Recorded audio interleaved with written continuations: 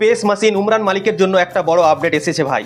পারাস আমরে যে ভারতের bowling coach ছিলেন তাকে একটা সালা দিয়েছেন এবং সালা দিতে হয়ে বলেছেন কি উমরান মালিককে যখন আইপিএলে আমরা দেখেছিলাম পারফরমেন্স করতে, তাকে 150-র উপরে গতিতে বল করতে, তখন ভেবেছিলাম কি সেই বোলারটা সেই ভারতের ক্রিকেট হয়ে অনেক কিছু করতে পারবে, কিন্তু তারপর সে হারিয়ে গেল কোথায়, আর তাকে দেখতে পাওয়া যাচ্ছে না। কিন্তু সে তাকে একটা সালা দিয়েছে এবং বলেছেন কি উমরান মালিক যদি রঞ্জি ট্রফি খেলে এবং সে